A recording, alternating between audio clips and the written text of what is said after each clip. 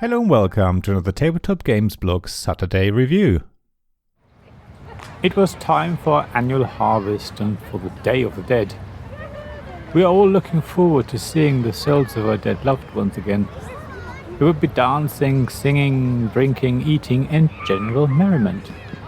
It was going to be our chance to speak with our long deceased family members again.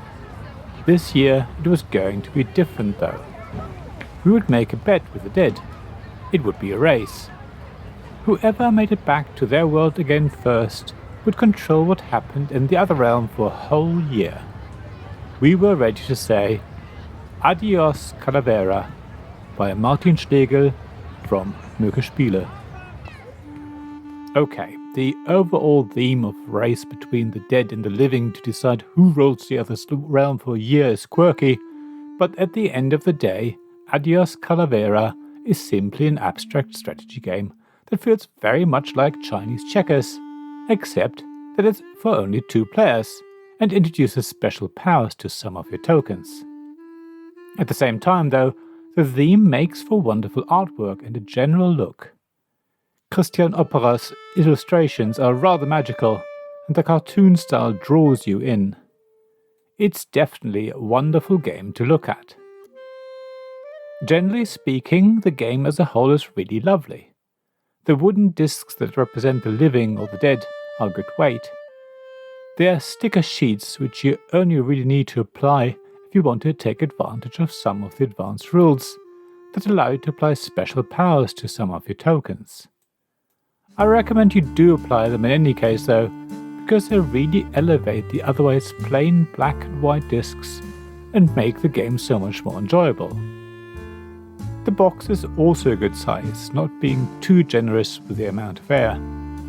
You can easily put everything away and components do rattle around a little, but it's not like half the box is empty. It's clearly the game board that decided how big the box had to be, which is often the case, but I think Möge Spiele came up with a good compromise. If you wanted the packaging to be any smaller, you'd have to look at printing the play area onto neoprene or Simula and roll it up. However, I think it works as it is. Let's get to the meat of the game though. As I mentioned at the top, despite its theme, Adiós, Calavera is an abstract 2-player strategy game. I was immediately reminded of Chinese checkers from my youth. Your goal is to get all of your counters across the board and off the other edge.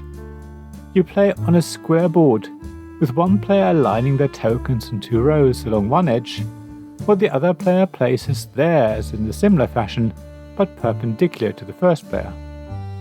So you're not opposite each other, but at right angles. It's how you move your tokens that's the most interesting part though. I've not seen this mechanism before. As you would expect, you move forward, backwards or sideways, but not diagonally. That's not unusual. What is different is how many spaces you move. That is decided by the number of counters in the same row as the one you want to move. I say row, but what is a row for one player will be a column for the other player, because you're both playing at right angles to each other. So let's say you're playing white, and in the same row as the disc you want to move are 2 other white, as well as 1 black disc. That's a total of 4 discs, including the one you want to move.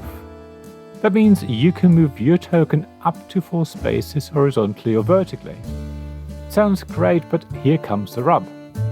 While your tokens will be able to move a long way to start with, because there are plenty of other tokens in the same row, once they have moved ahead they will be on their own. Suddenly, they can only move 1 space. So keeping your counters together is often important to ensure you can still move a good way ahead. At the same time, how far ahead you move is also very important.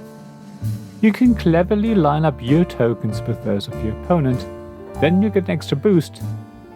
It's this positive player interaction in Adiós, Calavera that's really nice to see. There isn't really much negative player interaction either. You can't take the other player's pieces. The worst you can do is try and block theirs. However, chances are that your blocking piece will still give extra movement to another of your opponent's discs. As you can tell, the more you play Adiós Calavera, the more interesting strategies and tactics you discover.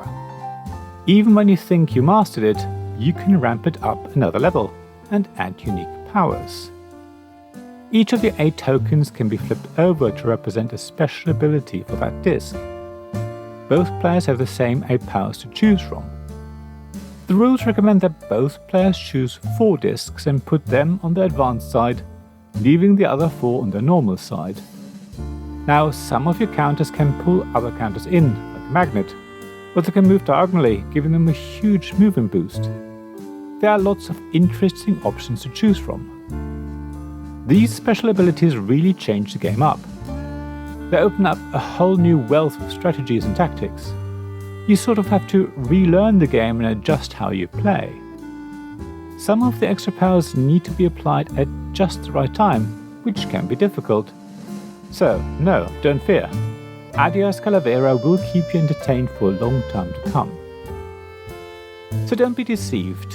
When I first looked at Adiós Calavera, I thought it would be a simple variant of Chinese checkers. However, it's a really different game. I played it a lot with my wife while we were on holiday, and we both really enjoyed it. It scratches a lot of different 2-player abstract strategy game itches. There's enough strategy and tactics that it reminds you of chess without being so complex and demanding. There's a clear checkers feel about the game, but it's also very different. It presents an interesting challenge that can play out in about half an hour or less. So overall, Adiós Calavera is perfect for 2 people who want a game along the lines of traditional abstract games, but that adds a very interesting twist. I would suggest you see for yourself how you fare in the race to get across the board and defeat the death, or even take on the role of the dead and beat the living. Thank you for listening to this Tabletop Games Blog Saturday Review podcast. Please check the description below for links mentioned in this episode, as well as to the written version of this article on the blog. If you enjoyed this episode, please subscribe, give us some stars or leave a review. Please also tell your friends about me, and if you want to offer financial support, check out my Patreon and Ko-fi pages, links to which you'll find in the blog at tabletopgamesblog.com. So thank you again for listening, and I hope to see you again soon. This podcast was made possible by the generous help of my supporters.